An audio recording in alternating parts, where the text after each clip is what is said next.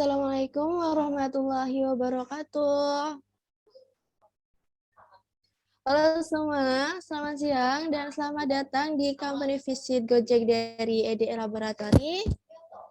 Mungkin untuk pertama-tama marilah kita panjatkan puji syukur kita kepada Tuhan Yang Maha Esa, karena berkat rahmat-Nya kita dapat berkumpul di siang hari ini. Nah, untuk mengawali acara pada siang hari ini, alangkah baiknya apabila kita awali dengan doa. Berdoa menurut agama dan kepercayaan masing-masing dipersilakan.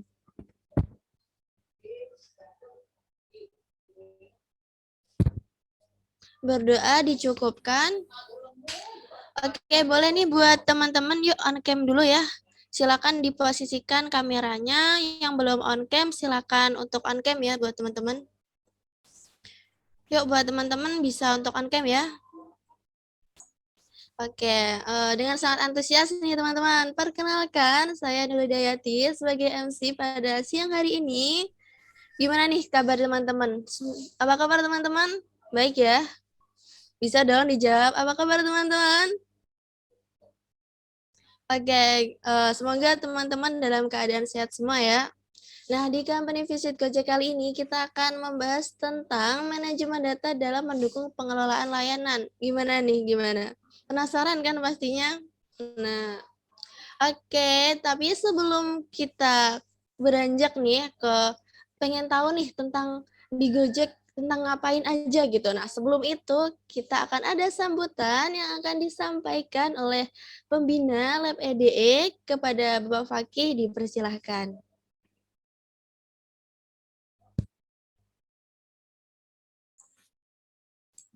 Assalamualaikum warahmatullahi wabarakatuh. Selamat siang semuanya. Semoga kita selalu sehat.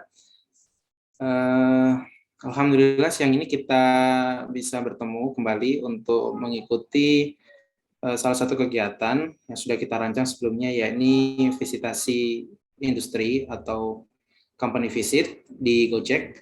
Pertama mungkin saya ingin menyapa terlebih dahulu narasumber kita. Selamat siang Mbak Bete ya.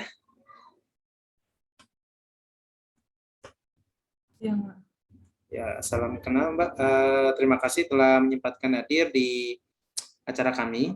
Jadi mungkin sedikit memaparkan bahwa kegiatan ini diadakan oleh teman-teman Lab Enterprise Data Engineering atau biasa dikenal dengan Lab EDE. Jadi ini merupakan lab atau komunitas teman-teman yang cinta terhadap data, yang suka terhadap data. Tentu teman-teman di Lab EDE memang ini memang dibuka secara khusus untuk teman-teman Lab EDE untuk menunjang wawasan terkait dari sisi industri gitu ya, bagaimana teman-teman belajar data di mata kuliah atau di lab, sering belajar diskusi dan sebagainya. Tentu ada pertanyaan-pertanyaan, bagaimana sih pemanfaatan data itu di sisi industri ya, apa sih yang harus dilakukan, apa sih yang harus saya persiapkan terlebih dahulu. Ya, tentunya ini juga sangat penting sehingga kita juga buka untuk umum. Harapannya nanti teman-teman bisa manfaatkan acara ini dengan baik dan benar. Dan, ya, alhamdulillah kita sudah kedatangan Mbak Betia, data scientist dari Gojek. Bicara sedikit tentang data scientist, saya ada sedikit kisah ya, ada sedikit kenangan kecil sebenarnya, tapi cukup berharga bagi saya. Sewaktu masih sekolah dulu di STITB, salah satu dosen favorit saya saat itu namanya Pak Saiful Akbar, yang mungkin Mbak Betia juga kenal ya. Beliau merupakan saat itu kalau tidak salah Kaprodi dari IF. Itu suatu kesempatan dalam perkuliahan itu, dalam satu slide-nya beliau menampilkan artikel dari bisnis Harvard School, Harvard Business School ya. Jadi merupakan sekolah bisnis yang terkemuka di dunia, itu menulis sebuah artikel atau publikasi yang kebetulan di-capture oleh dosen saya. Isinya adalah bahwa pekerjaan data scientist merupakan pekerjaan terseksi abad ini ya. Jadi perusahaan yang luar biasa saat ini ya, bukan saat ini, abad ini gitu dikatakan seperti itu. Dan kemudian dijelaskan bahwa saat ini semua mesin, sistem semuanya mengenerate data dan dibutuhkan scientist, engineer untuk bisa memahami data-data ini. Sehingga muncullah profesi-profesi data yang saat ini banyak orang perlukan gitu. Hal kecil yang dilakukan dosen ini menjadi booster ya bagi teman-teman, bagi saya khususnya, untuk belajar data lebih baik lagi, lebih dalam lagi. Ya. Siang ini kami teman-teman dosen itu tidak menampilkan infografis bahwa kebutuhan data seperti ini ya. Mungkin di perkuliahan sudah pernah disampaikan. Nah, siang ini kita mengundang data scientist ya, real data scientist yang layanan-layanannya mungkin hampir setiap hari kita gunakan. Ya, tentu saja tujuannya adalah tadi menjadi booster bagi teman-teman untuk lebih mengenal ya, lebih mengenal pemanfaatan data nanti di industri seperti apa gitu ya. Tentu teman-teman juga mungkin ada pertanyaan seperti apa yang mungkin masih dipendam bisa ditanyakan. Jadi teman-teman khususnya teman-teman lab stay fokus gitu ya, dimanfaatkan acara ini dan semoga ini bisa bermanfaat bagi teman-teman semuanya. Tentu tidak dalam waktu 1 atau 2 jam teman-teman akan bisa terus pintar gitu ya di bidang ini. Tentu ada waktu yang harus dikorbankan, kemudian belajar harus lebih sering, lebih banyak hands on dan sebagainya. Tapi harapannya menjadi motivasi yang lebih kuat untuk teman-teman mendalami tentang pemanfaatan data. Itu mungkin yang dapat saya sampaikan. Ya, terima kasih atas segala pihak yang telah membantu acara ini bisa berjalan, baik dari teman-teman panitia, narasumber, dan semuanya. Semoga acara ini bisa berjalan dengan lancar dan bermanfaat bagi kita semuanya. Itu saja mungkin dari saya. Selamat siang semuanya. Assalamualaikum warahmatullahi wabarakatuh. Selamat siang, Pak. Waalaikumsalam warahmatullahi wabarakatuh. Oke, terima kasih kepada Pak Fakih atas sambutan yang telah diberikan. Selanjutnya kita beranjak ke acara inti nih, yang teman-teman pasti tunggu-tunggu, tapi untuk acara selanjutnya akan dipandu oleh moderator, yaitu Pak Fanda, selaku pembina studi grup Lab EDE. Mungkin kita akan sapa terlebih dahulu. Apa kabar Pak Fanda? Alhamdulillah, sehat. Suara saya terdengar jelas ya? Terdengar Pak. Alhamdulillah. Kabar baik ya Pak. Alhamdulillah baik. Untuk acara berikutnya mungkin akan langsung saja diambil alih oleh moderator. Untuk Pak Fanda, waktu dan tempat dipersilahkan. Baik, terima kasih Saudari MC. Assalamualaikum warahmatullahi wabarakatuh. Selamat siang dan salam sejahtera bagi kita semua. Baik, sebelumnya saya ucapkan terima kasih ya kepada Lab PDE, terkhusus kepada Pak Fakih sebagai pembina lab ya, atas kesempatan dan waktu kepada saya untuk memandu kegiatan Company Visit pada siang hari ini.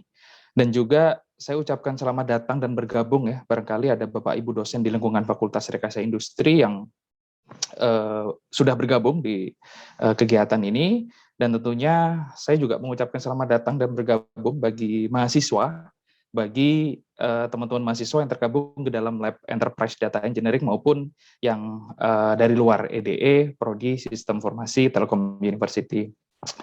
Baik, mungkin tadi sudah disinggung ya oleh Pak Fakih berkaitan dengan apa yang nantinya akan kita lakukan pada siang hari ini. Jadi kegiatan kali ini adalah kegiatan company visit ya, atau kunjungan ke perusahaan, di mana pada kesempatan kali ini kita melakukan kunjungan perusahaan secara virtual ke Gojek ya. Seperti yang kita ketahui bahwa Gojek ini merupakan perusahaan unicorn, bahkan dekakorn ya, dekakorn pertama di Indonesia. Dan tidak dapat dipungkiri bahwa siapa kira-kira dari kita yang tidak pernah menggunakan layanan Gojek gitu. Jadi kalau ada pertanyaan seperti itu, saya kira jawabannya adalah hampir tidak ada ya. Karena layanannya memang sudah sangat masif dan sesuai dengan culture di kita juga.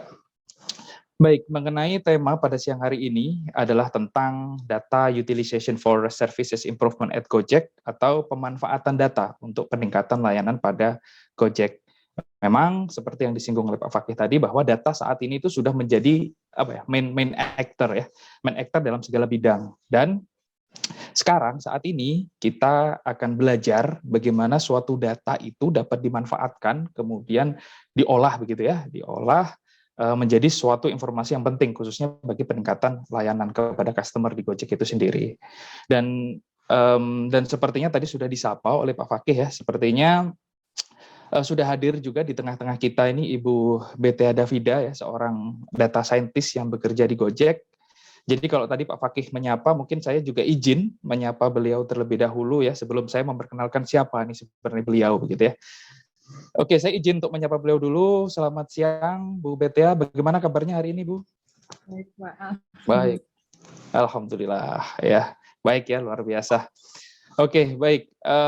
Tema kegiatan pada siang hari ini akan dibawakan oleh Ibu Betea Zia Davida. Jadi Beliau ini merupakan alumni dari program studi informatika STI ITB, dan juga sebelum berkarir di data scientist Gojek, ya, beliau pernah menjadi AI scientist di Bukalapak, kemudian DevOps engineer di Blibli, dan juga beliau juga aktif mengikuti perlombaan nih terkait dengan AI gitu ya, dan beberapa di antaranya mendapatkan juara ya, seperti Kaggle Competition Expert gitu ya, mendapatkan silver dan bronze medal, kemudian juara di National Data Science Competition, Joint Data Mining Competition, dan ada beberapa lagi kompetisi yang beliau ikuti dan mendapatkan juara. Dan selain itu juga beliau, Ibu Betia Davida ini juga aktif ya dalam kegiatan-kegiatan talk series yang berkaitan dengan data science gitu, dan beliau juga menjadi salah satu mentor Google Bangkit untuk expertise di machine learning. Jadi bisa katakan bahwa beliau ini muda, bertalenta, dan prestatif ya. Oke, baik, mungkin supaya tidak memakan banyak waktu, dan saya juga sepertinya bisa merasakan partisipan sudah tidak sabar juga yang mendengarkan secara langsung seperti apa, begitu ya. Dan untuk itu perlu saya sampaikan dulu nih kepada teman-teman yang sudah hadir pada siang hari ini, bahwa apabila nanti partisipan memiliki pertanyaan, itu bisa ditanyakan secara langsung ya. Jadi raise hand terlebih dahulu di Zoom ini, atau nantinya juga bisa disampaikan melalui link Slido yang nantinya mungkin dari tim penyelenggara akan memberikan linknya di chat Zoom ini. Dan ini bocoran nih tadi ya, nanti 3 pertanyaan terbaik itu akan mendapatkan apresiasi ya. Tadi sih info ke saya itu mungkin akan mendapatkan saldo e-wallet ya. Jadi ya, hal ini sekarang itu kan transaksi sudah banyak yang menggunakan digital begitu ya, sehingga apresiasi untuk 3 pertanyaan terbaik ini nantinya akan mendapatkan itu ya, saldo e-wallet, dengan syarat ya, dengan syarat nanti ketika teman-teman bertanya itu menggunakan nama yang sebenarnya, begitu ya. Itu harap untuk diingat. Baik, mungkin supaya tidak berlama-lama, langsung saja saya berikan waktu dan layar kepada Ibu Betia. Dipersilahkan, Bu. Baik, Pak, terima kasih.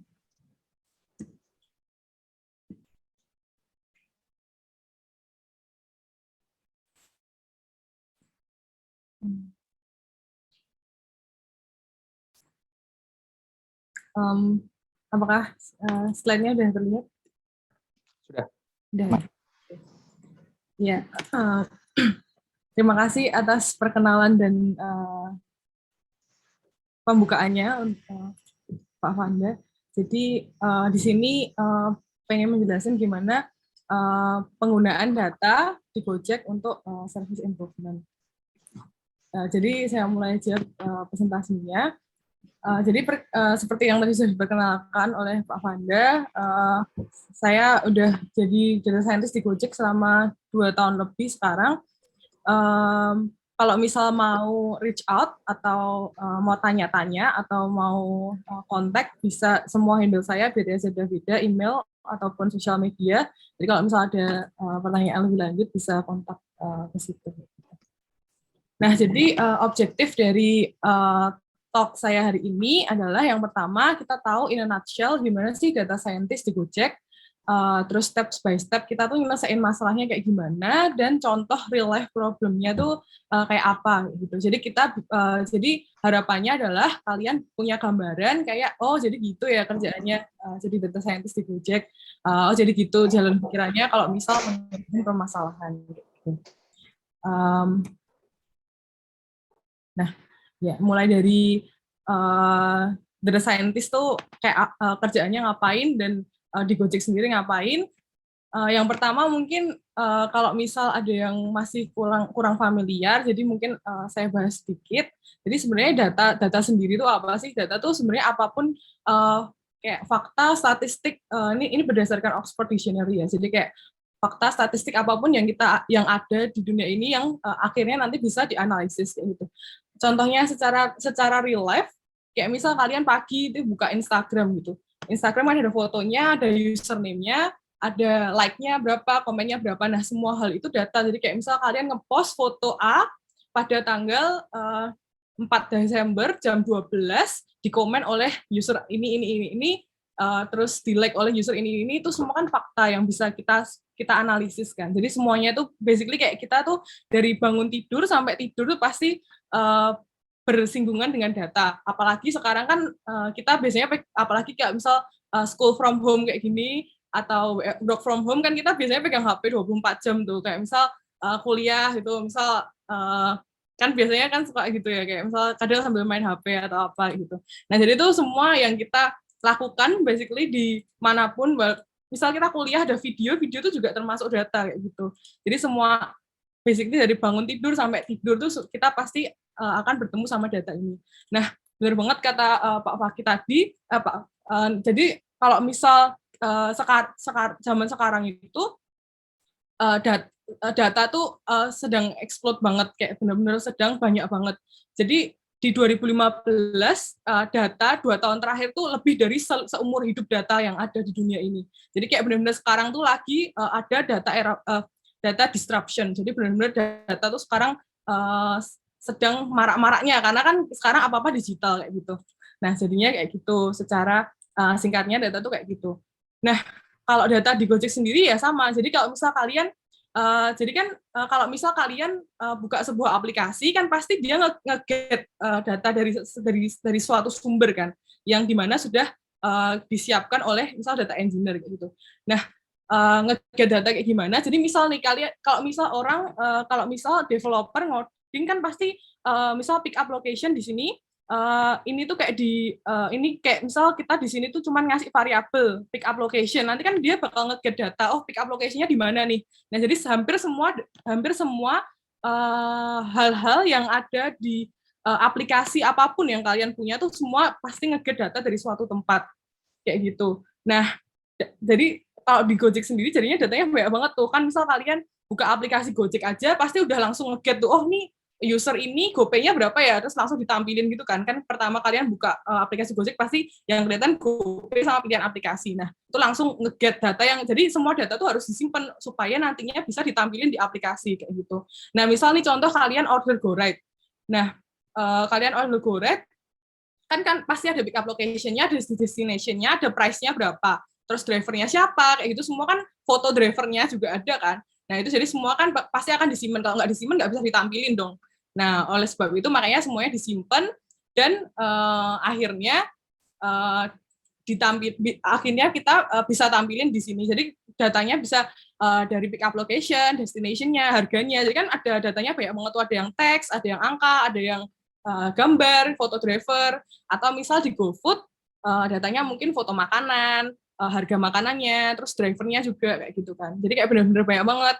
Nah, selain itu juga kalau kalian misal nih pesen transport atau pesen GoFood gitu, kan pasti ada chat-nya tuh. Nah, chat kalian tuh kalau misal nggak kita simpen kan nggak bakal bisa ditampilin kan, karena kan dia nggak inget kan chat-nya sebelumnya apa. Misal kalian terus keluar buka aplikasi Gojek, nge-chat driver, terus kalian keluar. Nah, kalau chat-nya nggak disimpen kan juga nggak kita simpen kan, kita nggak bisa nge-get, oh tadi sebelumnya ini dia nge-chat apa ya kayak gitu kan. Jadi semuanya tuh benar-benar harus di-log. Jadi benar-benar datanya tuh macam-macam, banyak, dan benar-benar kayak banyak banget gitu. Karena semuanya bakal disimpan kan. Nah, karena dia udah tahu data di Gojek ada macam-macam, ada image, teks, dan numerik dan sebagainya kayak gitu. Nah, sebenarnya data science itu apa sih? Nah, basically ini tuh suatu rumpun ilmu di mana kita tuh mengolah data-data tadi yang segala macam itu menjadi sesuatu yang insightful dan bisa dijadikan business decision kayak gitu. Nah, data science itu terdiri dari kita menggunakan 3 bidang ilmu utama di data science sendiri. Yang pertama matematika, programming, dan bisnis. Nah, kenapa matematika? Karena kalau kalian tahu mesin atau komputer atau HP kalian, dia tuh nggak ngerti teks. Dia tuh mesinnya tuh nggak ngerti teks, itu nggak ngerti, image nggak ngerti. Jadi semua image, teks itu diubah jadi angka kan. Nah, gimana cara ngolah angka? Ya satu-satunya saya pakai matematika kan. Nah, oleh sebab itu makanya matematika itu berperan penting khususnya di pengolahan data gitu. Terus yang kedua programming. Kenapa programming penting? Karena kalau misal nih kalian kalian punya data, terus kalian punya data, kalian punya data angka-angka kayak gitu, kalian udah tahu nih rumusnya. Oh, ini kayaknya diolahnya kayak gini deh, kayak gitu. Nah, tapi kalian nggak mungkin kan kalau misal kalian satu-satu setiap data kalian hitung satu-satu, gitu kan nggak mungkin. Nah, kita perlu otomasi kan. Otomasi, caranya otomasi gimana? Ya, menggunakan bahasa yang bisa kita ajak komunikasi dengan mesin. Nah, bagaimana kita komunikasi dengan mesin? Kita nyuruh mesin tuh kayak gimana sih? Nah, satu-satunya cara adalah dengan menggunakan programming kan. Kayak gitu. Nah, terus setelah itu, kenapa bisnis di sini juga penting? Karena kalau misal kalian misal nih punya problem, misal kalian ingin memprediksi pemenang badminton tahun depan kayak gitu. Nah, kalau misal nih kalian nggak punya domain knowledge badminton tuh kayak gimana, menangnya tuh definisi menang di badminton tuh kayak gimana, kalian kan nggak bakal tahu tuh. Kayak oh ini menang, oh ini enggak, gitu kan kalian nggak bakal tahu, kalian nggak bisa define problem statement-nya, kalian nggak bisa define oh ini tuh kita harus ngapain sih, kayak itu kan jadi bingung karena kita nggak punya domain knowledge-nya. Nah, di situ makanya bisnis ini penting adalah karena kita perlu tahu domain knowledge di balik problem data science yang kita punya, kayak gitu. Nah, terus kalau misal data science di Gojek tuh sebenarnya ya ini seperti yang tadi sebelumnya, skill yang paling penting tuh apa sih? Nah, jadi skill yang paling penting tentu yang seperti yang tadi saya bilang, yang pertama bisnis, matematika, di sini statistik ini, dan Python machine learning ini programmingnya, gimana kita mengaplikasikan matematika algoritma tadi yang kita udah define ke supaya bisa terotomasi ke semua data kayak gitu kan. Nah, kita di sini bagian programmingnya, lalu skill dan optimization ini juga penting karena kan kita di sini bekerja dengan real life, di mana datanya banyak banget tuh. Misal kayak mungkin satu hari gitu, kayak misal Instagram deh yang akses orang sedunia semua, kan pasti harus optimize dan harus scalable kan untuk diakses oleh orang seluruh dunia kayak gitu. Jadi benar-benar kita di sini lebih ke untuk optimization dan scaling ini lebih ke campuran matematika dan programming. Jadi sebenarnya intinya sih tetap tiga ini. Jadi kita sebagai data scientist kuatnya harus di tiga bagian ini kayak gitu. Cuman yang terutama ya tentunya matematika dan programming gitu. Nah, terus bedanya data science, kita ngerjain problem data scientist sebagai mahasiswa, misal waktu lomba dulu sama sekarang kita real life tuh kayak gimana sih?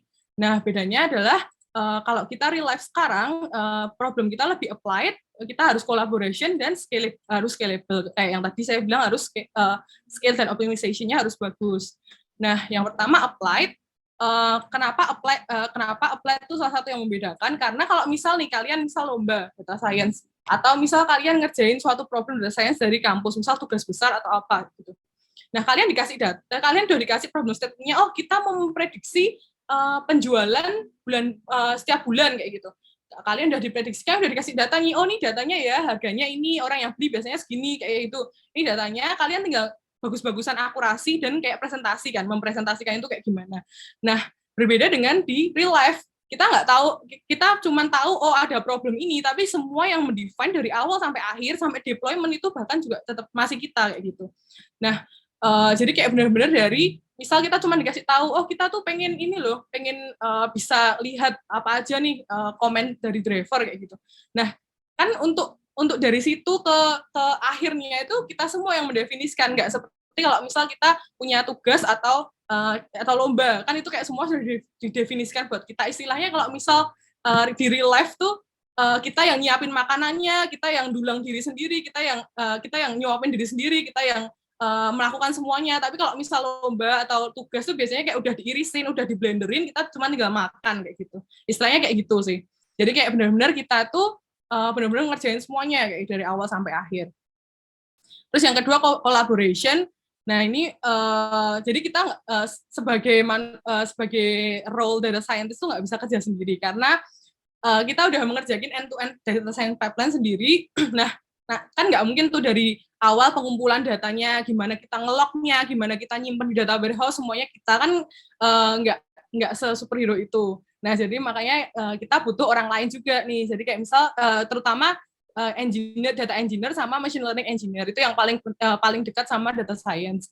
Jadi kalau misal tadi saya bilang kita sampai deployment kan kita juga. Nah, tapi untuk deployment itu ada framework yang misal dibantu sama machine learning engineer. Jadi kayak kita tinggal pakai gitu. Nah, semacam itu. Jadi kita tuh perlu collaboration. Kalau mungkin kita lomba atau atau misal tugas kan biasanya kayak kita semuanya mengerjakan part data science kayak gitu kan. Nah, ini dan kolaborasinya ya sesama data science kayak gitu. Nah, ini tuh kayak kita benar-benar kolaborasinya luas banget. Nah, misal nih, kemarin saya ngerjain buat search bar yang ada di Gojek.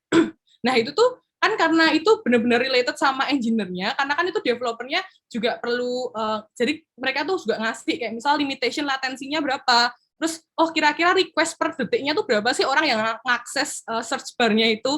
Nah, kayak gitu kan kita harus kolaborasi sama engineer, gimana kita bisa menyediakan layanan yang paling tepat untuk user. Kalau enggak kan usernya pasti pergi, oh ini kelamaan nih aksesnya hasilnya responnya lama banget, jadi kayak misal usernya jadi malas kayak gitu kan, itu juga harus dipertimbangkan. Nah, itu hal-hal yang perlu kita kolaborasikan dengan dan berdiskusi dengan role-role lain seperti engineer dan sebagainya gitu. Yang ketiga, scalable, tentunya karena yang misal pengguna Gojek aja di Indonesia udah berapa sih, kayak pasti banyak banget kan. Nah, karena oleh sebab itu kita harus scalable. Karena related sama yang sebelumnya tadi, misal yang request akses ke kita, misal banyak sekali 1 detik itu misal ada 1000 request atau 1000 itu masih kecil banget.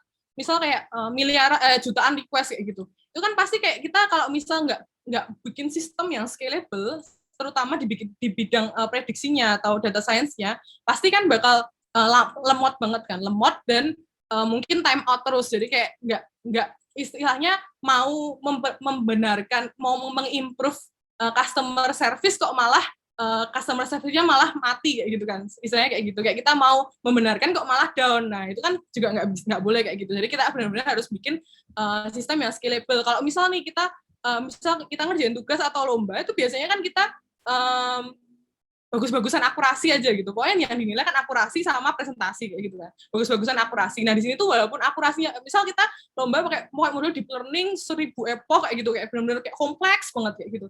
Nah, itu tuh akurasinya bagus banget nih. Tapi kalau misal di real life itu nggak scalable, karena nantinya misal nih, misal kita kalau ngerjain tugas kita ngerannya buat ngetrainingnya itu misal seminggu, terus kayak ngeprediksinya sekali prediksi misal berapa detik gitu. Nah, itu juga nggak mungkin kurang scalable di real life ya. Kayak misal, jadi kita harus tahu selain akurasi kita perlu ada matriks-matriks lainnya. Misal latensinya harus di bawah 50 milisecond atau mungkin modelnya API-nya harus bisa diakses oleh berapa orang dalam 1 detik, misal harus bisa diakses minimal 1000 orang kayak gitu.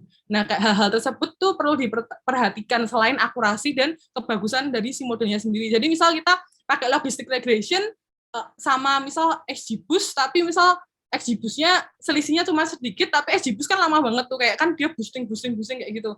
Nah, itu juga beda banget. Jadi kayak misal mungkin kita bakal milih logistic regression karena lebih scalable. Nah, semacam itu tuh kita perlu pikirkan selain akurasi aja kayak gitu. Itu sih yang 3 hal itu yang paling beda antara real life sama ketika kita masih mahasiswa mengerjakan problem data. Nah, kalau step by step solving problem di Gojek itu kayak gimana? Nah, ini Kris data mining process mungkin pernah diajarin di kuliah atau pernah baca di buku kuliah. Ini diambil dari buku Data Science for Business Provost Fawcett dulu. Ini buku kuliah saya juga. Jadi sebenarnya secara garis besar data science di Gojek kayak gini, kayak exactly kayak Kris data mining process kayak gini. Nah, kita mulai dari business understanding, karena kan kita dari awal business understanding-nya kita data understanding, data preparation, modeling, evaluation, dan deployment semua kita. Nah, tapi di sini ada kayak kita bolak-balik gitu. Misal business understanding, data understanding, terus kayak misal balik, oh bisnisnya mungkin gini, lebih bagus kayak gini kayak gitu. Jadi kayak ada bolak-balik yang kita perlu lakukan juga di situ. Jadi intinya kayak gini. Nah, kita akan deep down satu-satu. Nah, yang pertama business understanding. Kenapa business understanding itu penting? Karena ya tadi, karena kita kan mau membangun solusi kan kita harus tahu masalahnya apa. Jadi sebenarnya Nah, jadi business understanding ini, misal kalian itu kayak kalian kalau misal pernah ikut lomba business case, kan kalian dikasih ceritaan permasalahannya apa aja, terus kalian suruh nyusun solusinya kayak gitu kan.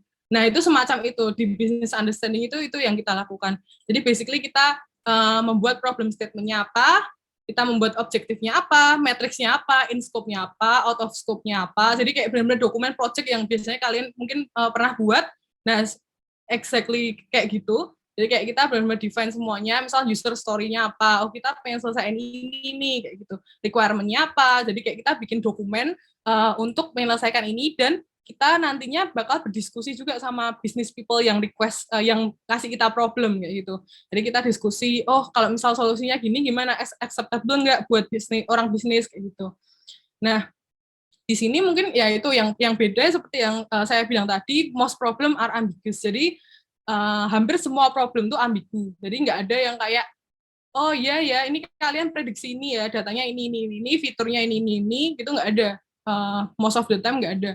Jadi semuanya ambigu, kita yang define sendiri, kita yang nentuin sendiri apa yang mau kita buat dengan data yang mana aja terserah, pokoknya kita terserah. Jadi kayak misalkan data di Gojek itu banyak banget tuh. Nah, yang nentuin tuh ya fiturnya apa aja yang kita pakai tuh ya kita sendiri. Jadi kayak kita, oh kayaknya ini cocok deh, kayaknya ini cocok. Jadi kayak benar-benar harus sebenarnya makanya salah satu skill yang penting adalah kita harus tahu kira-kira kita, makanya pengalaman di sini tuh penting. Jadi misal kita ikut lomba atau apa gitu, nah kan jadi kita punya bayangan tuh, oh kayaknya kalau misal problemnya gini kita harus gini kayak gitu.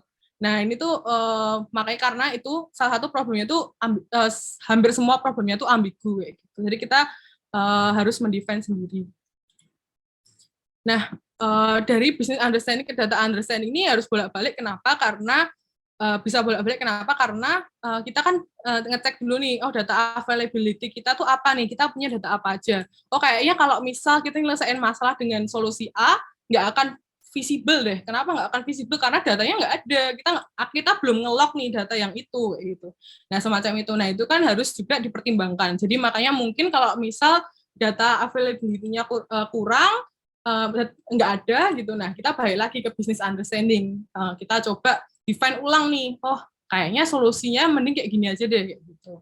Nah, data understanding ini penting karena ya nantinya kan ke depannya kapal kita akan mengarah kemana kan tergantung datanya adanya apa, tergantung bisnisnya akhirnya kita mendefine-nya seperti apa kayak gitu kan. Nah, jadi kedua ini tuh core banget, salah satu core di dalam solving DS problems, karena kita bakal menentukan arahnya di sini.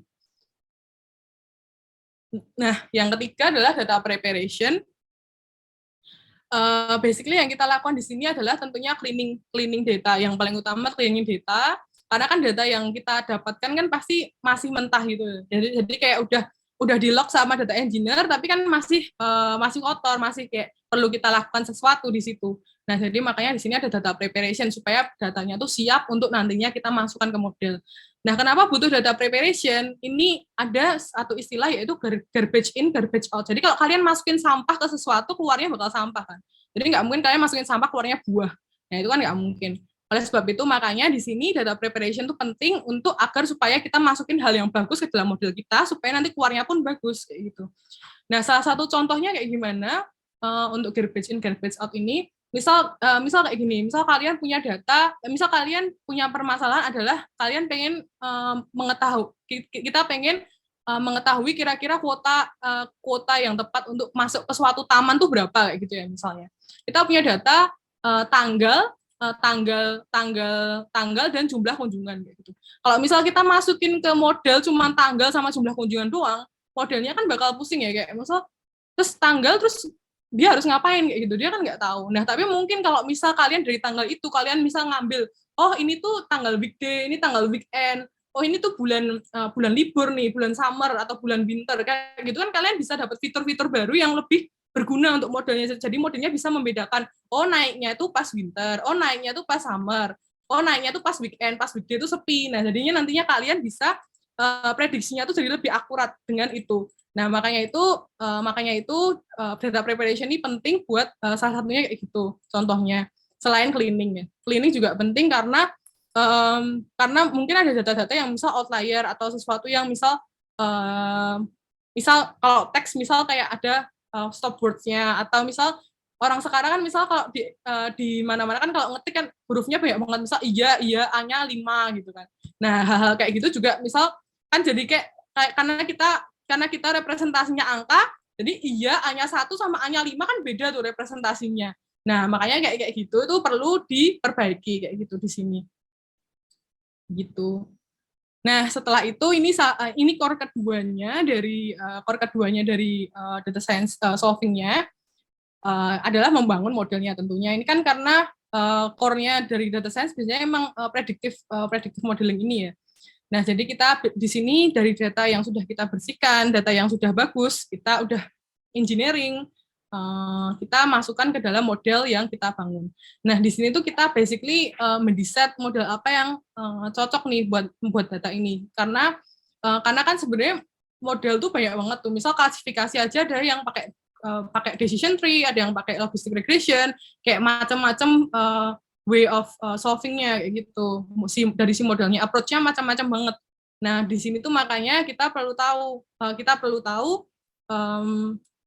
kira-kira pakai model apa. Nah, di sini juga salah satu yang tadi saya bilang sebagai data scientist harus tahu kayak misal problemnya ini, solving-nya ini. Karena kalau enggak, misal nih kalian mau solving pakai decision tree, kalian nggak familiar dengan data science, gitu misal kalian ngoding dari awal, decision tree dari awal, padahal ada library-nya. Nah, kayak gitu kan bisa dihindari kalau misal kalian memfamiliarkan diri dengan data science, misal dengan ikut project dan sebagainya kayak gitu. Makanya perlu ada familiar. Jadi misal contoh lainnya adalah misal kalian ngolah data teks, kalian nggak tahu embedding-nya apa ya, gimana ya cara ngerubah teks dari angka. Kalau kalian mungkin belum familiar kan, kalian misal cobain satu-satu kayak misal di mapping aja atau gimana. Nah, kalau misal kalian familiar kan kalian bisa tahu, oh kalau ini tuh solving-nya ini kayak gitu. Nah, ini salah satunya kita di sini juga di-set modelnya dengan dengan familiarity itu. Nah, selain familiarity itu, kita juga misal di-set modelnya kita melakukan benchmarking. Jadi misal kita nyoba model A, kita nyoba model B, oh di benchmark nih, kira-kira dari kedua itu di data testing yang lebih bagus yang mana nih kayak gitu. Jadi kita melakukan benchmarking juga, selain kita juga mengecek latensi dari modelnya itu. Jadi kayak kita seberapa cepat sih ini dia melakukan prediksi ini kayak gitu. Karena kan itu juga penting, karena kita biasanya punya requirement buat time limitnya, buat time out kayak gitu. Nah, makanya itu juga penting. Salah satunya si kecepatan si modelnya. Nah, setelah itu mungkin kita melakukan tuning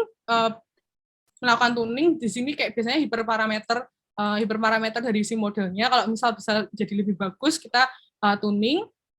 Terus kita assess the model, jadi basically doing evaluation, gimana evaluasinya. Makanya ini ada kembali ke business understanding-nya. Apakah sesuai? Jadi kan di business understanding kita biasanya udah mendefine nih, oh matrix kita tuh berhasil kalau apa nih? Biasanya ada kualitatif atau kuantitatif atau keduanya. Kualitatif mungkin kalau misal modelnya diverse enough buat predik sesuatu, atau misal modelnya nih bisa meng-capture hal-hal yang pengen kita prioritize kayak gitu. Nah, itu tuh biasanya beda-beda setiap problem. Nah, kualitatif contohnya itu, kuantitatif tentunya misal akurasi, precision, recall, basically yang biasa kita gunakan kalau project DS, akurasi dan semacam itu. Nah, kalau misal udah cocok nih, seperti yang tadi di business understanding udah cocok matriksnya, ya udah kita nanti lanjut ke deployment kayak gitu. Nah, kalau di deployment sendiri sebagai data scientist, kita nggak langsung deploy ke semua user, karena kan kita pengen tahu nih kinerjanya kayak gimana. Mungkin kalau misal akurasinya di kita udah bagus banget nih, udah jelas pasti akan mengimprove customer experience nih. Tapi ternyata customer-nya nggak pengen itu. Nah, itu kan kayak berarti ada sesuatu kegagalan di situ kan.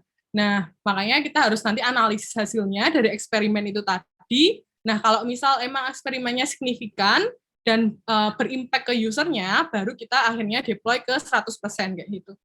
Nah, di sini tuh basically ya kita, kalau misal kita punya model doang nggak di-deploy kan nggak bisa diakses sama usernya kan. Jadi basically di sini kayak kita ngedeploy terus sambil melakukan experimentation. Kalau misal emang udah signifikan, baru kita yang ke semua user gitu. Nah, sekarang mungkin contoh dari problem yang ada di Gojek. Ini yang pertama. Jadi kalau misal kalian pesen GoRide atau GoCar atau apapun, pasti kan kalian punya page ini kan, page feedback yang ini kan. Jadi kayak kita ngasih bintang ke driver berapa, kita ngasih komen apa ke driver. Nah, ini kan ada pesan yang disampaikan untuk driver.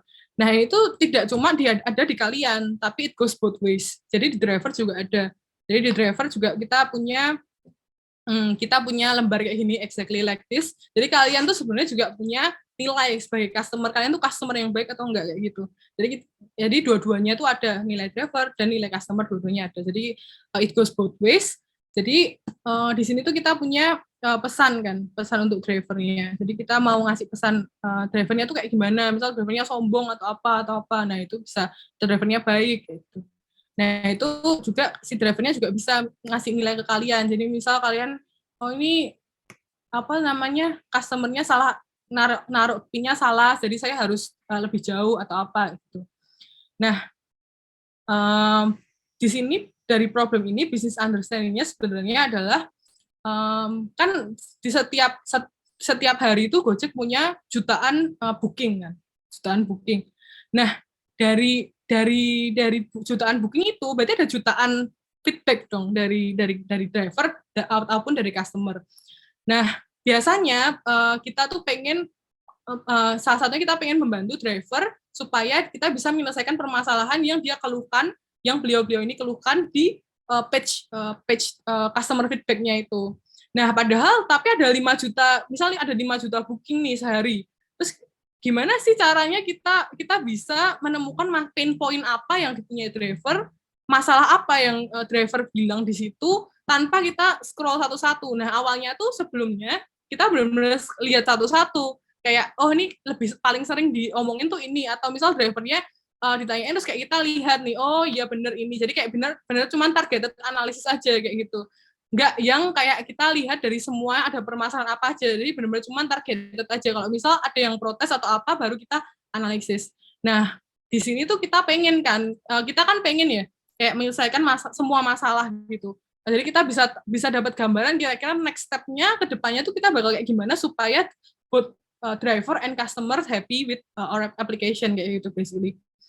Nah, oleh sebab itu makanya di sini business understanding-nya adalah kita ingin mempunyai suatu alat suatu atau tools yang bisa membantu customer service untuk mengetahui atau business people, driver platform people, supaya kita tahu nih sebenarnya pain point jadi seorang driver tuh apa dari feedback form ini gitu.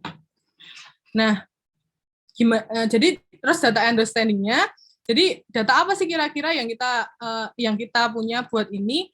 Ya tentunya data feedback tadi ya yang tadi saya bilang. Jadi misal kan banyak banget nih bukunya. Jadi kita kan sebelumnya lihat satu-satu. Nah ini kita kan berarti kan punya datanya yang buat dilihat satu-satu itu tadi kan.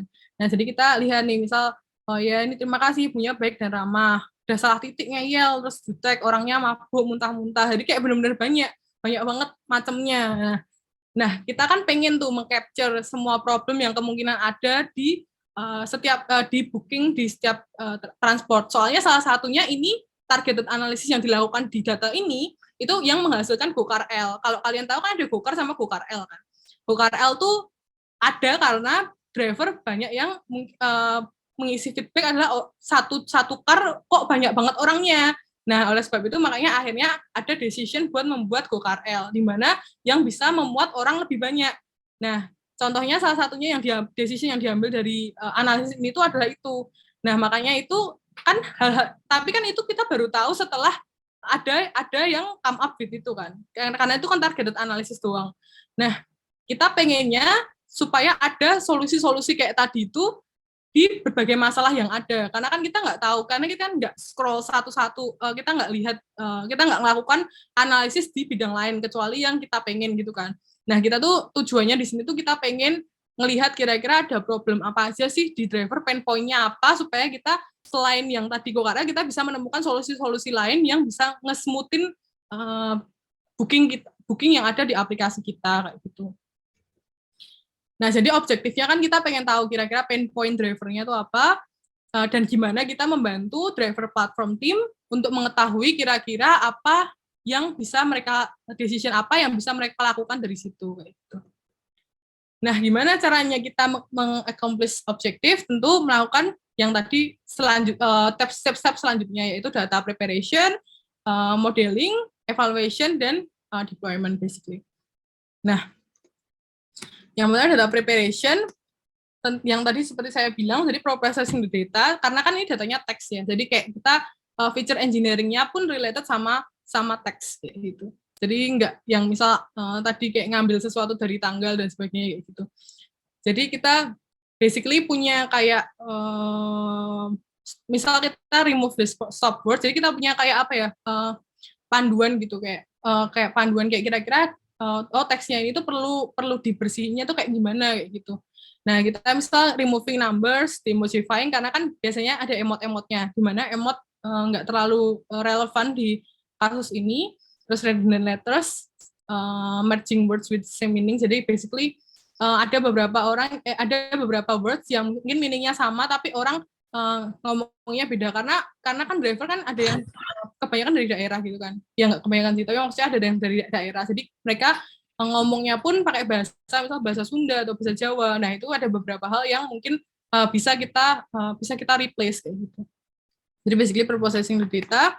Terus setelah kita udah punya datanya yang bersih, kita melakukan modeling sama evaluation. Nah, di sini tuh kita sebenarnya kita pakai dua model, word count sama latency relay allocation. Nah, di sini di mana di modeling ini yang saya bilang tadi, kita melakukan benchmarking. Jadi model mana yang paling bagus, dan akhirnya kita decide buat mengambil dua word count sama latent division allocation. Basically kenapa word count? Karena kan kita jadi tahu nih statistik apa sih yang statistik words yang biasa diomongin sama user tuh apa, statistiknya kayak gimana. Jadi misal user kebanyakan ngomong misal salah alamat gitu. Oh ya, nanti kita bakal ngelihat tuh di problem itu tuh sebenarnya ada apa sih dengan salah alamat kayak gitu.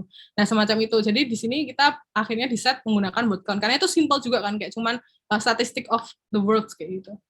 Terus tapi kan word count ini nggak bisa ngelihat nih ada topik apa aja yang diomongin sama driver. Dia cuman tahu statistiknya aja, tapi dia nggak bisa tahu tuh, oh ada topik A, B, C, D gitu, dia nggak tahu. Nah, makanya oleh sebab itu kita perlu algoritma lain untuk tahu apa selain itu yang diomongin sama driver. Nah, oleh sebab itu kita pakai latency allocation. Jadi basically kita dari 3 ini kita benchmarking mana yang paling bagus dan sesuai dengan apa yang kita harapkan, karena kita inginnya adalah topik yang diverse. Jadi jadi kita tahu gitu apa aja yang kemungkinan jadi masalah buat driver. Jadi kita pengen yang diverse, oleh sebab itu makanya yang paling diverse dan sesuai dengan apa yang kita pengenkan itu secara kualitatif tuh si latent directional allocation ini. Oleh sebab itu nanti kita decide buat go with these two. Nah, ya ini jadi algoritmanya yang kita pakai. Jadi basically kita dokumen ini, di mana di sini dokumen ini adalah feedback dari driver tadi ya. Misal dia ngomong orangnya jutek tapi alamatnya benar, atau alamatnya salah tapi orangnya baik gitu. Nah, itu kan berarti ada 2 topik tuh. Jadi dia misal satu dokumen bisa ada beberapa topik kan. Nah, topik ini sendiri biasanya terdiri dari kata, misal salah alamat, terus misal yang ini orangnya galak atau apa gitu. Nah, jadi ada beberapa topik. Nah, itu dia yang pengen kita capture kan, karena kan kita pengen sebanyak-banyaknya topik supaya banyak problem yang bisa ditangani oleh kita gitu. Nah, jadi ini model kita. Nah, karena kita udah akhirnya oke, secara evaluation juga udah oke, akhirnya kita deploy. Karena ini untuk tools, untuk internal, untuk customer service, untuk customer improvement ya. Jadi kita nggak deploy ke user, jadi kita basically kita nggak melakukan eksperimen sini. Nah, kita sebenarnya eksperimen, cuman kita kita bikin model di satu service type. Setelah mereka happy with that service type, ternyata banyak service type lain yang Jadi akhirnya kita bikin ke service tab lain juga kayak gitu intinya. Jadi kita nggak lakukan eksperimen di sini sebenarnya. Jadi kita deploy pakai Flash dan ini adalah Clockwork. Ini basically salah satu tools yang saya bilang dibantu sama machine learning engineer kita. Jadi basically mereka membantu membuatkan tools ini untuk kita. Jadi kita tinggal masukin script aja. Jadi nanti mereka langsung ngeran dan bikin job buat kita gitu. Makanya itu collaboration sangat penting ya. Jadi kita terbantu banget buat dengan adanya engineer, machine learning engineer dan data engineer kita. Nah, jadinya kayak gini nih. Jadi kita bisa pilih service areanya di mana, service tab-nya apa. Kita pengen lihat yang ratingnya berapa nih. Jadi misal kalau ratingnya 5 dilihat kan agak percuma ya, karena kan oh ya udah bagus gitu, ratingnya udah 5. Nah, kita mungkin pengen lihat yang ratingnya 1. Sebenarnya yang ratingnya 1 tuh ngomongin apa aja sih gitu. Yang supaya nanti kita bisa secara cepat buat kita selesaikan problem itu. Terus kita bisa pilih juga, oh kita pengen fokus ke berapa topik nih gitu dalam satu kali submit gitu. Nah, terus kayak kita bikin ada visualisasinya kayak gini. Jadi kayak mungkin misalnya kita pilih 3 topik. Oh, jadi kita bisa tahu oh banyaknya tuh kayak gimana, yang paling relevan tuh kayak gimana. Jadi kita bikinin dashboard ini supaya si orang driver platform bisa lebih mudah dalam menangani masalah mereka. Jadi customer service improvement-nya bisa lebih mudah. Kayak gitu. Jadi terus kita ini yang word count, ini yang ini sama yang ini itu LDA-nya, yang ini yang word count-nya. Jadi kita bisa tahu top frequent bigram-nya apa. Jadi misal ini tutup karena tidak boleh di-share, jadi ditutupin datanya. Jadi basically yang paling banyak apa sih yang diomongin. Jadi kan kita bisa tahu misal di rating 1, paling banyak ngomongin apa. Ini mungkin salah satu contohnya, misal nih salah satu topik yang di-capture sama LDA kita, sama model kita adalah salah alamat. Ini contohnya kasih alamat yang nggak sesuai, jadi kita kasih contoh juga. Contoh-contoh salah alamat tuh kayak gimana sih? Emang drivernya ngomong kayak gimana sih? Kayak gitu. Nah ini kita kasih contoh, jadinya di sini juga nanti juga kita bisa basically bisa download detailnya, dan kayak misal nanti si driver platform team-nya bisa trace back ke misal BigQuery atau di query-nya, misal kita ngecek kayak misal permasalahan ini tuh udah berapa banyak sih kayak gitu. Jadi kayak mereka bisa follow up gitu ke datanya yang ada, kira-kira apa yang perlu dilakukan di situ kayak gitu. Kayak gitu sih basically yang ini akhirnya udah di-deploy, udah untuk ini basically fokus banget ke customer service, untuk meningkatkan customer service-nya. Yang ini problem kedua mungkin kayak secara singkat aja. Jadi problem kedua ini mengenai chat. Jadi kalau misal kalian sebelumnya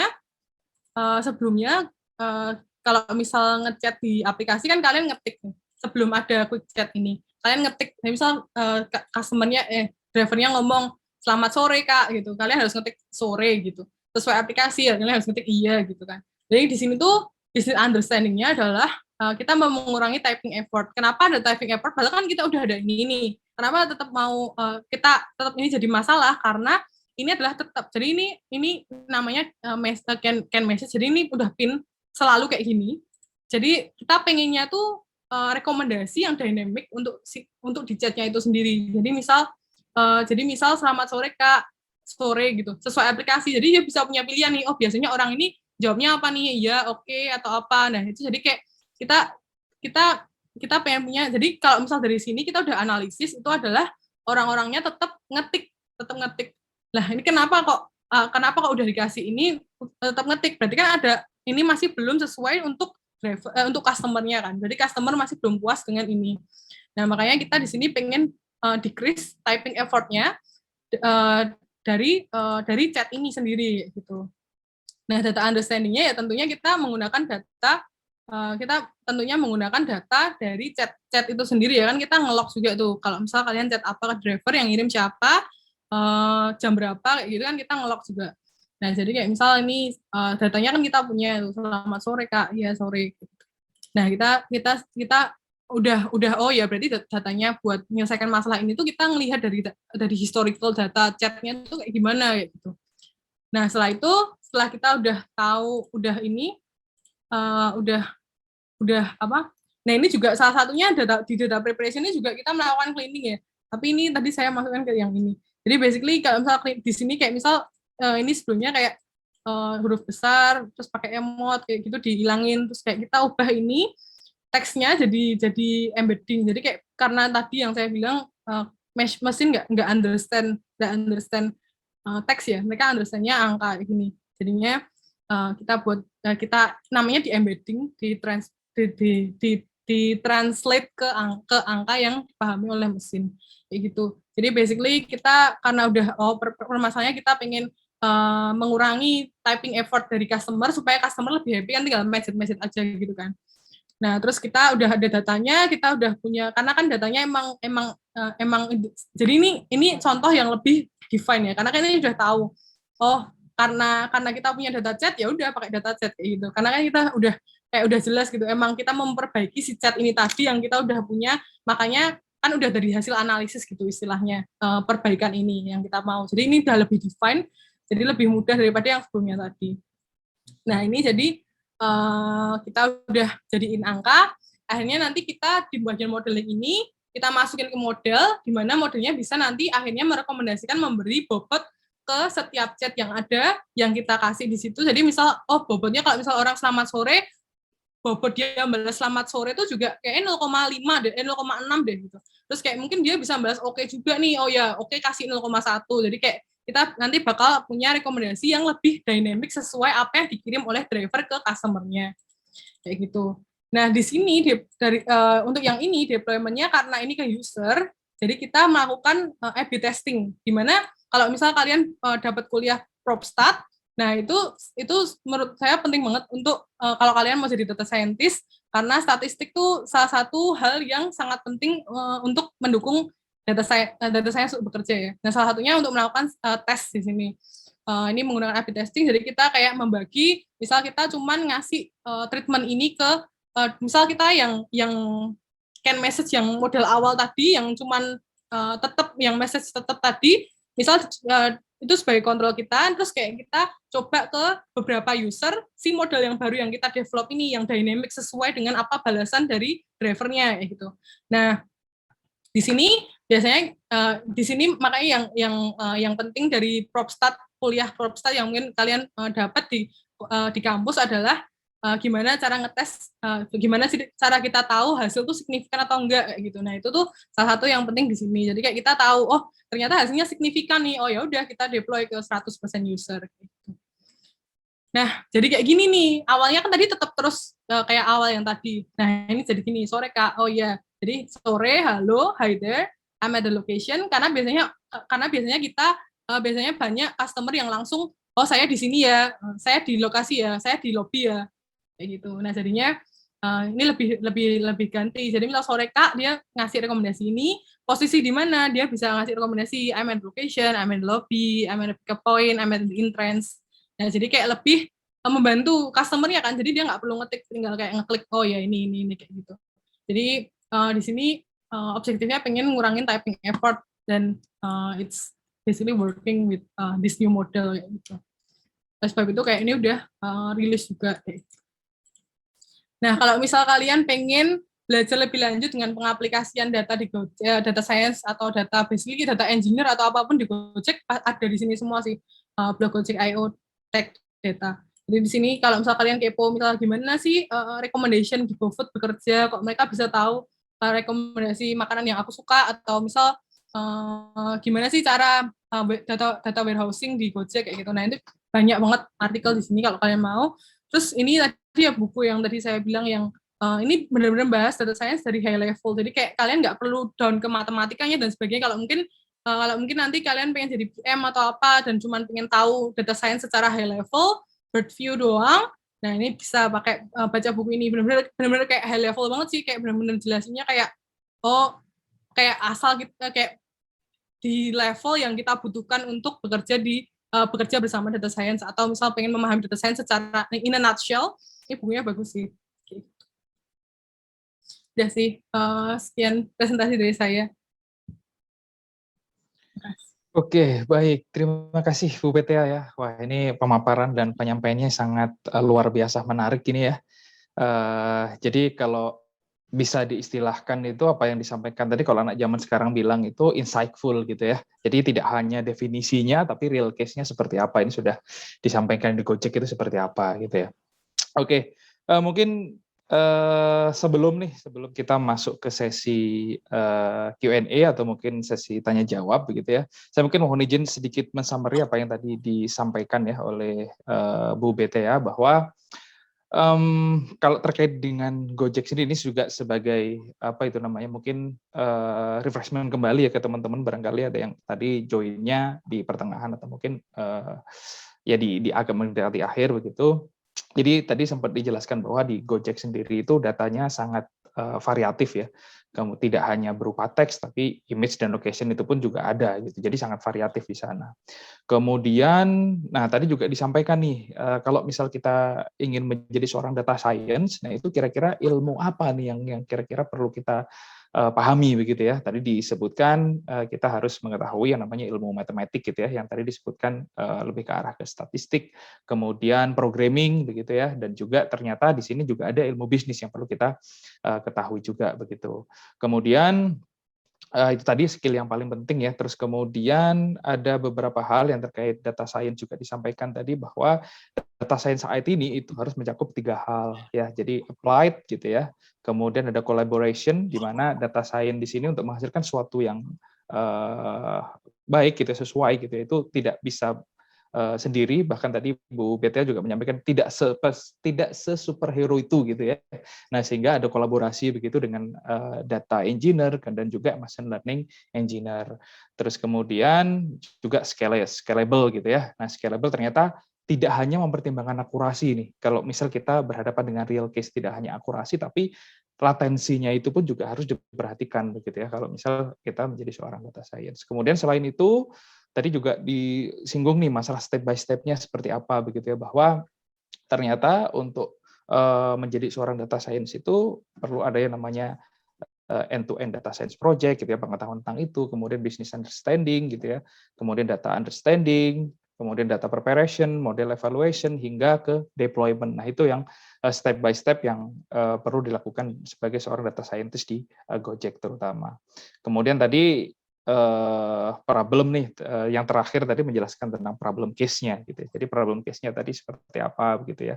Bahwa tadi ternyata selain kalau bisa dilihat di sini kan memang kalau misalnya kita sebagai seorang data science tidak hanya data itu tidak hanya yang struktur gitu ya, terstruktur, tapi apa yang tadi dijelaskan oleh Bu Betea tadi yang tidak struktur pun itu juga bisa menjadi data untuk kita bisa kelola gitu ya. Nah, ini menurut saya sangat menarik ya, dan tadi saya bilang itu mungkin teman-teman juga mengiyakan apa yang saya bilang bahwa insightful. Oke, mungkin sebelum saya ini sepertinya tim panitia sudah memberikan slide ya dari tadi. Tapi mungkin sebelum saya masuk ke slide, barangkali ada teman-teman nih yang gabung di sini ingin menanyakan langsung nih kepada Bu Betea, bisa raise hand. Ada nggak ya? Bentar saya cek. Oh, ada ya. Ini ada atas nama Sen Yonatan. Oke, mungkin bisa langsung open mic. Siang Kak Betea, siang Kak Vanda. Saya ada pertanyaan terkait proyek yang mungkin pernah dikerjakan dengan Kak Betea atau rekan-rekan kerja. Pernah nggak ya Kak Betea atau rekan-rekan kerja itu menghadapi mungkin hasil yang nggak sesuai dengan ekspektasi? Kayak katakan misal yang tadi kita sempat melakukan A/B testing, katakan oh kita sudah develop model dan kita expect kalau ini bakal berfungsi, tapi ternyata dari A/B testingnya bilang oh tidak berbeda secara signifikan sih. Kalau memang pernah terjadi seperti itu, apa ya yang terjadi? Maksud saya mungkin ada perbaikan-perbaikan atau bagaimana ya Kak Betea menanggapi itu? Terima kasih Kak. Oke. Ya, mungkin bisa langsung direspon Bu Betea. Ya. Pasti pernah lah, karena kan ya kita kadang mungkin ada changing dari driver, misalnya karena pandemi nih, kita udah bikin model bagus-bagus, ternyata pandemi, nah kan jadi nggak, misal hasilnya nggak signifikan, atau misal ada hal yang mungkin kayak tidak kita misal udah bikin ini, oh ya emang naik, tapi kok ada drop di bookingnya atau ada drop di bagian lainnya. Nah, pasti pernah sih kayak gitu, karena kan emang kita juga nggak kita kan di sini kan istilahnya kayak kita membuat kayak istilahnya prediktif, kita membuat prediksi aja nih, tapi kan kita nggak tahu apakah prediksi kita nantinya akan menyelesaikan masalah itu atau enggak secara signifikan. Tapi emang kalau misal kita biasanya udah berani deploy ke production, biasanya artinya emang udah sesuai yang kita inginkan. Cuman emang ada kasus di mana tidak signifikan, ya biasanya kalau misal tidak signifikan kayak gitu di eksperimennya, biasanya kita yang kita lakukan adalah kita redevelop modelnya, kita ulangi, kita develop modelnya lagi, bagian modelingnya, atau biasanya pasti kalau misal yang tidak signifikan tuh kita pasti melakukan analisis sih, pasti dilakukan analisis. Jadi kita tahu sebenarnya yang bikin down di sini tuh apa, yang bikin nggak signifikan tuh apa. Nah, kita nyelesain permasalahan di situ. Biasanya kayak gitu sih. Jadi kayak kita ngelakuin analisis, terus kita juga melihat apakah ada sesuatu yang berbeda, misal kayak pandemi, atau misal kayak kemarin BTS meal itu, kan ramai banget tuh. Nah, itu kan tiba-tiba naik banget tuh pesanannya, ya, semacam itu. Jadi itu kita lihat apakah ada situasi yang mendukung itu. Kalau misal emang biasanya pasti ada root cause-nya sih, ada kayak ada permasalahannya. Nah, biasanya kita selesaiin di situ dengan cara misal modelnya di-develop lebih ke arah situ atau gimana, tergantung problemnya sih. Tapi biasanya kayak gitu. Ya, gimana? Sudah terjawab ya? Atau masih ada yang mau ditanyakan lagi? Saya mau nambahin dikit aja sih, maksudnya mau ada tanya dikit lagi aja. Kalau katakan ada time limitation gitu, gimana ya Kak? Maksudnya kalau misal udah deploy terus ada mau redevelop lagi tapi ada time limitnya kayak gitu ya? Iya Kak, mungkin ada tuntutan dari upper management atau bagaimana. Pernah nggak ya kayak gitu Kak? Biasanya di bagian business understanding-nya tuh kita udah punya timeline sendiri tuh. Jadi kalau misal timeline-nya biasanya end di deploy 100% kan. Nah, kalau misal ada kayak gitu ya biasanya pasti business stakeholder-nya paham sih, karena kan emang secara data emang tidak signifikan kan, secara analisis juga kayak misal emang perlu diperbaiki kan. Jadi ya mau nggak mau timeline-nya bakal dimolorin lagi, jadi kayak ditambahin waktu lagi kayak gitu sih biasanya. Tapi tetap kalau misal kayak gitu, biasanya kita udah perjanjian dari awal, oh ya 2 minggu selesai ya, atau berapa minggu selesai ya, kayak gitu. Jadi kayak emang kita udah punya timeline, jadi kalau misal pun dimolorin kayak tadi buat redevelop lagi, kita ya udah bikin timeline baru lagi. Jadi kayak, oh timeline barunya kayak gini, oh ya kalau mereka setuju, ya udah nggak apa, kalau enggak ya mereka kan pasti nego, oh seminggu aja deh gitu. Ya udah, kalau misal kita sanggup, jadi kayak benar-benar harus ada negosiasi, makanya itu kolaborasi tadi itu penting kan, karena ada negosiasi, misal timeline-nya, misal engineer pengen minggu depan selesai, kita padahal oh nggak bisa minggu depan, oh ya 2 minggu, oh ya udah, kayak ada deal di situ kan. Jadi sebenarnya nggak masalah sih, karena pasti ada deal yang terjadi di situ, nggak mungkin dua-duanya nggak mau atau salah satu nggak mau, pasti dua-duanya udah setuju di timeline itu, kayak gitu sih biasanya. Iya. Gimana, Sin? Jadi kalau terkait dengan time limit itu memang ada kesepakatan begitu ya dari stakeholder-nya seperti apa, kemudian kalau misal ada nggak sih sebenarnya problem mengenai time limit itu dalam pengembangan seperti itu faktanya, realnya ada, tapi memang harus ada itunya ya tadi, kesepakatan atau deal dengan stakeholder-nya seperti apa dulu begitu. Kalau misal ada deal baru ya berarti time limit-nya nantinya akan baru juga begitu. Begitu mungkin atas nama Sin tadi, apakah sudah menjawab? Oke, terima kasih Kak. Oke, terima kasih ya. Oke, baik, mungkin selanjutnya mungkin panitia ya, tim panitia silahkan menampilkan link Slido ya, kira-kira apakah sudah ada pertanyaan di sana yang bisa kita lihat. Oke, ada pertanyaan ya. Ini mungkin kita awali yang dari atas ya, Bu Betea ya. Jadi atas nama Lutfi Fitra Musyafa. Nah, ini ada pertanyaan. Pada setiap verifikasi akun di platform manapun yang membutuhkan selfie atau scan KTP, itu sebenarnya bagaimana sistem pemeriksaan tersebut dilakukan? Ini untuk autentifikasi, berarti ya. Silakan, Bu Bete ya.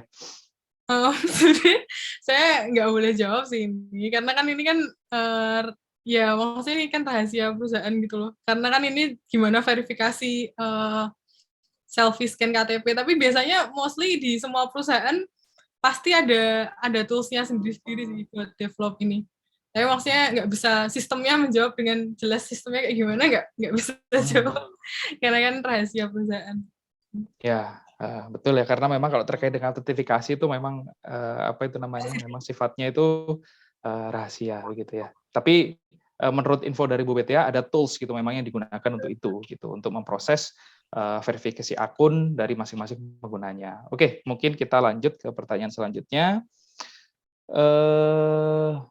Oke, menurut Kakak apa sih faktor-faktor utama yang membuat Gojek sukses dalam mengadopsi machine learning? Ini faktor-faktor utama yang ngebuat Gojek berhasil mungkin ya dalam mengadopsi machine learning itu seperti apa?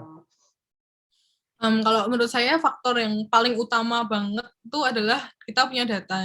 Karena kebanyakan misal startup gitu kayak datanya masih kecil gitu kan, ya kita nggak bisa mengadopsi machine learning dong, karena kan machine learning misal kita pakai deep learning aja minimal 1000 itu baru bisa bagus kayak gitu kan. Jadi kayak menurut saya faktor yang utamanya kita punya data yang banyak sih, karena kan kita juga baru dari Gojek sudah 11 tahun berdiri, kita baru mengimplementasi data, kita baru mengadopsi machine learning ini baru 5 tahun terakhiran sekitaran.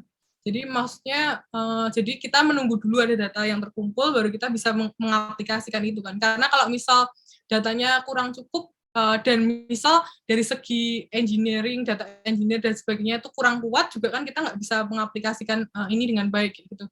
Jadi kayak cuman tambal-tambal doang gitu, nggak ada fondasi yang kuat. Jadi kayak istilahnya karena Gojek udah punya fondasi yang kuat dari bagian datanya sih. Jadi yang paling menurut saya yang paling utama itu, karena mungkin biasanya kayak di startup dan sebagainya itu masih belum ada data yang bisa diolah atau data yang bisa dianalisis, jadi agak susah kayak gitu.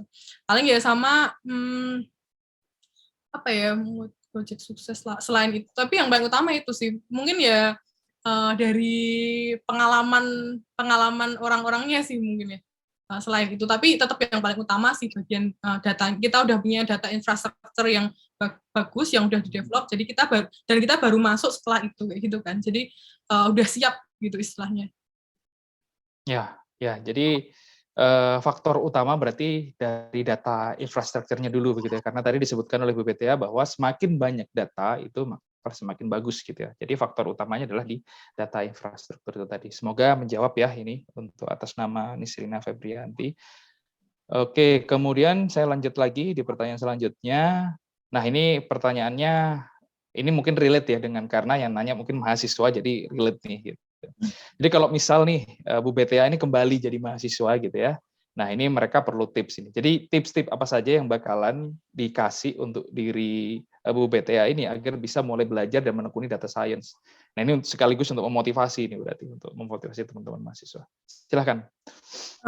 Kalau misal menekuni untuk akhirnya kerja sebagai data scientist, saran saya sih ikut lomba, ikut project yang related sama data science.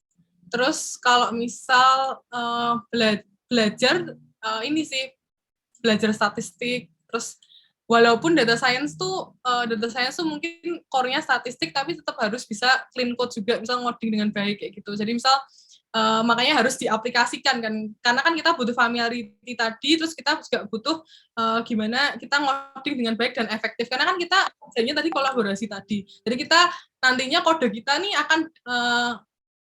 akan misal dilihat sama orang lain juga, jadi orang lain bisa memahami dengan mudah, atau kalau misal nggak ada kolaborasi pun kita akan diturunkan kan ke orang yang setelah ini mengerjakan problem kita. Jadi lebih ke mengaplikasikannya sebanyak mungkin dengan cara ikut project atau lomba, atau kalau bagian belajar yang